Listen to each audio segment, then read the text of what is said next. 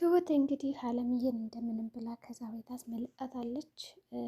ሳትፈራ እንዲሁም ደግሞ ልጇ የሆነ ነገር ትሆንብኛለች ብላ ራሱ እንኳን ወደኋላ ያልሸሸችና ያልተወቻት ናት። እንግዲህ አለምዬንም እንግዲህ በድቅድቅ ጨለማ ከዛ ቤት እንደምንም አድርጋ ካስወጣቻት በኋላ መጨረሻ ላይ እንግዲህ ገዛኸኝ መንገድ ላይ አግኝቷት ነበረ። በዚህ ቅጽበት እንግዲህ እዚህ ምን ትሰሪያለሽ ብሎ ሲያፋጣት እሷም በቃ ዝም ብዬ ነው እያለ ስትርበተበት ነበረ። ስለዚህ አልጠረጥርም ነበረ ነይ ተመለሽ ብሎ ያው ብዙ መረጃዎችን ስለምታውቅ እዚህ ቤት ንቅንቅ ማለት የለብሽም ግቢ በማለት ወደ ውስጥ እንድትገባ አድርጓታል ማለት ነው። እንዲሁም ደግሞ ያለኔ ፈቃድ እዚህ በኋላ ወዴት እንቅስቅስ ማለት የለም እኔን ሳታስፈቅጂኝ አትሄጂም ብሏታል። እሷም እንግዲህ እንዴት ሊሆን ይችላል ብላ ራሱ እንግዲህ አልተከራከረቻቸውም። ምክንያቱም ብትከራከረው ራሱ ምንም አይነት መፍትሄ እንደማታመጣ ስለማታውቅ እሺ ብላ ነው እንግዲህ ጉዳዩን የተቀበለችው። ከዛ በተጨማሪ እንግዲህ ወደ ቤት ከገባች በኋላ አለምዬን የጎዳና ላይ ጥላን ነበር ሄደችው። በዚህ ቅጽበት ታዲያ አለምዬ እኔ ጅብ ከሚበላኝም አልመለስ ብላ ወደ ቤት ልትመለስ ነበረ። የትሁት ድካም ገደል ሊገባ ነበረ ማለት ነው። ለምሳሌ አሁን እኔ እዚህ ጋር ፈርቼማ የሆነ ነገር ከመሆን መንገድ ላይ እዛው እንደፈለገ ያደርገኝ ይግደለኝ ምናምን ብላ ተመልሳ ብትገባ ኖሮ ትሁትም እሷም ትሞት ነበረ ማለት ነው። ይገላቸውም ነበረ፣ ማምለጥ አይችሉም ነበር። እንደገና ደግሞ ትሁት እንደምንም አደጋ ከዛ ቤት አስወጣት ሳለ ከዛ አደጋ ውስጥ ትከታት ነበረ። ግን ደግሞ ትሁት እና የተመለሽ ካላትም በኋላ ደግነቱ ፈጠን ብላ ለአባባ ደወለች እና ትሁት አለምዬ የምታጠፊው ጋር ናት እባክህ ድረስላት ትለዋለች።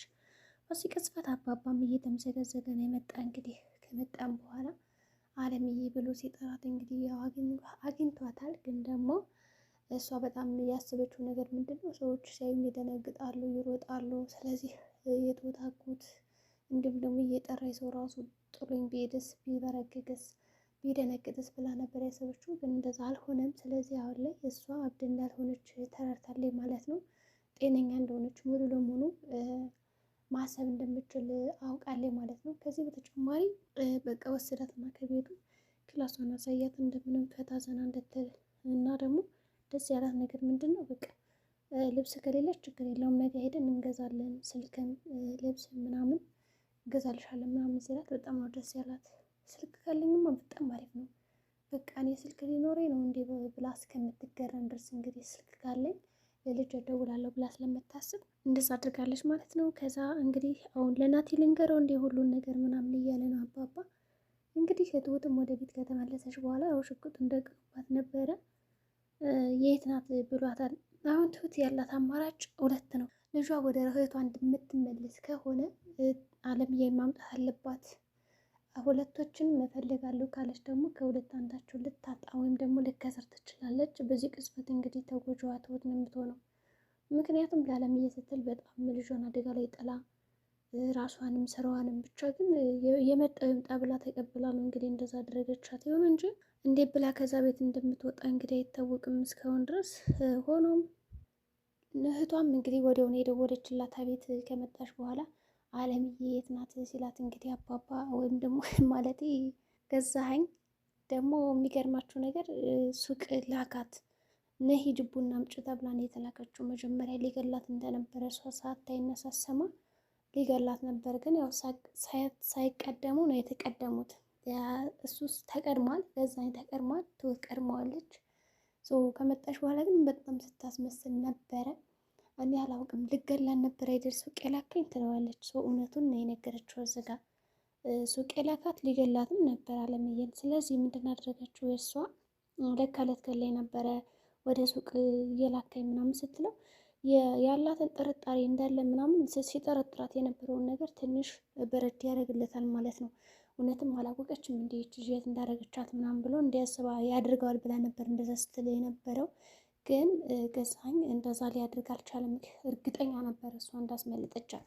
ወይ ቤቲ ነሽ ወይ ደግሞ አንቺ ነሽ፣ ከሁለት አንዳችሁ ናችሁ እንጂ ማንም ሊያስመልጣት አይችልም ብሎ ነው ያሰበው። ከዛ ያልገባኝ ነገር ደግሞ ይህ ሁሉ የሚደረገው ለቤቲ ነው። ቤቲ ምን ትሆን ነው ተብሎ ነው አሁን ለሷ ሰው የሚገደላት? አልገባኝም። ምን አድርጋ ነው ይሄን ያክል? በእርግጥ በአሁኑ ቤቲ በቃ ልጇን ስለምትወደው እናቱን ልታደንለን ነበረ። በዛ ላይ ደግሞ የትሁት ምክር ትንሽ የገዛት ይመስለኛል። ይኸው ልቧን ነክቷታል።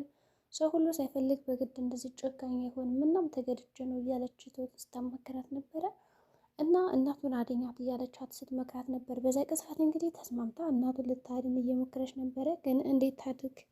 አንቺ ነሽ ያገዝሻት። በዛ ክላስ እንዳልገባ በጣም ብዙ ነገሮችን ስታደርግ ስትገፋፊ ነበረ ምናምን ይላታል ገዛኸኝ። ቤቲ ምን እንዴት እንደዚህ ላድርግ እችላለሁ? እስኪ ወተን እንመካከርበት ብላ ራሱ ወጣ አድርጋ ሀስባ የሆነ ሀሳቡ እንዲቀይር ልታደርግ ሞክራለች በቻለችው አቅም። ግን ደግሞ ገዛኸኝ የቤቲን ሀሳብ ምንም የሚሰማበት ነገር አልነበረም። ገፍትሯት ነው ሄደው ሁሉ። ታዲያ በዚህ ቅጽበት እንግዲህ ቤቲ እንዴት ነው ማድረግ ያለባት ወይም ደግሞ ምን ማድረግ አለባት? በአሁኑ እንግዲህ ተጸጽታ የእውነትም እንዲገላ ስላልፈለገች እየለመነችውም ነበረ።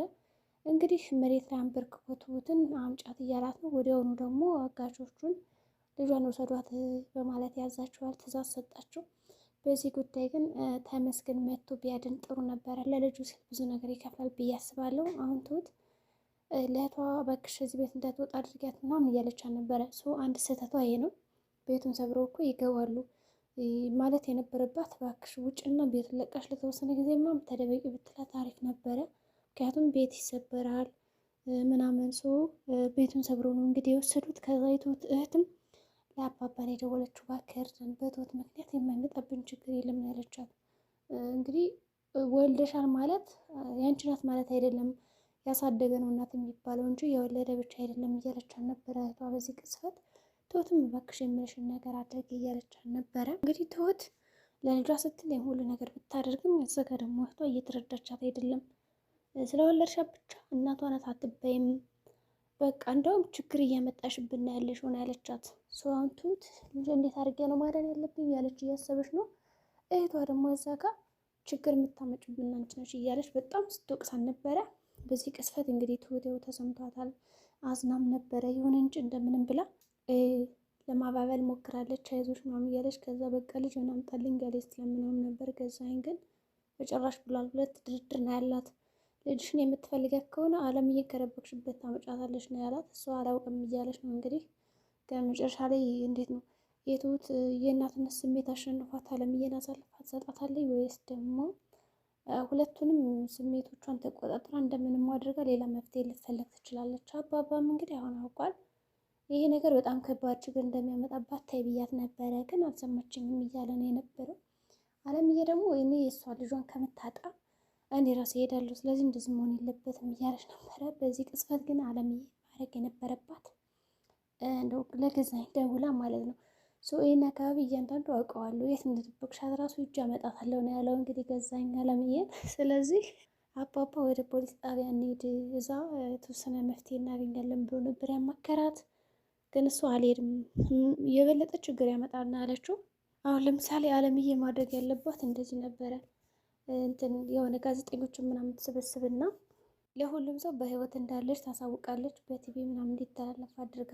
ከዛ በኋላ ገዛኸኝ ለክብሩና ለቢሮው ለራሱ ድርጅት ሲል ደግሞ ያንን ጋዜጠኞቹ የበተኑትን ጋዜጣ እያንዳንዱ ሊሸከፍ ይችላል ማለት ነው። ስለዚህ በህይወት እንዳለች ታሳውቅና ከዛ ሚስጥር ግን በአደባባይ ከምዘረግፍልክ የትሁትን ልጅ ልቀቃት ብላ ማስለቀቅ የምችለው እንግዲህ አለምዬ ናት ብዬ አስባለሁ። ግን በቲቪ ከወጣች ደግሞ ናቲ ራሱ ያያታል ማለት ነው። ይህም ጥሩ ነገር ነው። ያለችበትን አታሳውቅም፣ ግን ደግሞ ለጋዜጠኞች ተናግራ ምናምን እንደዚህ በቲቪ ነው እንዲተላለፍ አድርጋ ማየት እንደዛ ብታደርግ አሪፍ ነው። ከዚህ ችግር ትወጣለች ብዬ አስባለሁ። እንግዲህ አባባም ለዚህ የደረጋችሁ ነገር ምንድን ነው ብሎ በጣም ጠይቋት ነበር አለምዬን። እሷ በመካከላችን በጣም ፍቅር ነበረ፣ በቃ እኔ ያልሰራሁትን ምግብ ራሱ አይበላም ነበር፣ ሰራተኛ ምናምን ኑሮን ራሱ እኔ ካልሰራው አይበላም ነበር። ምንም እንኳን በቃ ደክሞን ምናምን ቤት ስንመጣ በአንቺ እጅ የተሰራ ነው የምንበላ እንጂ አልበላም ይለኝ ነበረ እና ፍቅራችን በጣም ያስቀና ነበረ። ግን በቃ ገንዘብ አወረው አለች። አያችሁ እንግዲህ አንዳንድ ጊዜ ገንዘብ መቶ ከዛ መጨረሻው ራሱ አጠቃቀማችን ካላወቅንበት ልክ እንደገዛ የምንሆነው። ፍቅር ነበርን። ከዛ ገንዘብ ሲመጣ በቃ አይናችን ምናምን እንዳለ ማሰብ እናቆማለን። በቃ የሚታየን ምንድነው? ገንዘብ ገንዘብ ገንዘብ፣ ሀብት ነው የሚታየን። ከዛ መጨረሻ ላይ ደግሞ የከፋ ችግር ውስጥ እንገባለን። አሁን ለገንዘብ ሲል እንግዲህ በጣም የሚያፈቅራት የሚወዳት ሚስት በደለ ልጁን፣ ከዛ ሌላ ሚስት ያገባ፣ ከዛ ይች ሚስቱ ራሷን ለጥቅም ነው ያገባችው። ብቻ ግን ፍቅራቸው ያስቀና ነበረ። ሰው አለምዬ የዚህ ነገር እንዴት አድርገን መውጣት ያለብኝ እያለች እያሰበች ነው። ዞሮ ዞሮ ገንዘብ እንግዲህ መጥፊያችን እንደሆነ ማወቅ አለብን። የራሱ አንድ ትልቅ ትምህርት ነው። እንግዲህ አባባ ምን ሊያደርግ ይችላል? የትሁትን ልጅስ እንዴት አድርገው ነው ማስመለጥ የሚችሉት? ትሁትስ እንዴት ነው አለምዬ ልታድናት የምችለው? ለናቴ ከነገሩት ደግሞ ችግሩ በጣም እየተባባሰ ነው የሚሄደው። ናቴ በጣም ግንፍል የማለት ባህሪ ስላለው ነገሮችን በጥንቃቄ የሚያስገር አይመስለኝም። ስለዚህ አሁን ጨዋታው በአባባ በኩል እና በአለምዬ በኩል የሆነ መፍትሄ መገኘት አለበት። ገዛኸኝን የሚያስቆም ነገር ማድረግ አለባቸው። ስለዚህ እነሱ ምን ሊያደርጉ ይችላሉ? አባባ ግን ሁሉንም ሚስጥር አውቃለሁ፣ ስለዚህ ትሁትን ልቅቃት ብሎ ቢያስፈራረው እና የተወሰነ ማስጠንቀቂያ ቢሰጠው ገዛኸኝ ትንሽ ከችግሮች የሚቆጠብ ይመስላል። ግን ደግሞ በጣም ከባድ ነው ውሳኔው። እንግዲህ የዛሬ ቪዲዮአችን ይህን ይመስላል። ላይክ፣ ሸር፣ ሰብስክራይብ በማድረግ ይህን ቤት ይቀላቀሉ። ላለው በቀጣይ ቪዲዮ እስከምንገናኝ መልካም ጊዜ ይሆንላችሁ።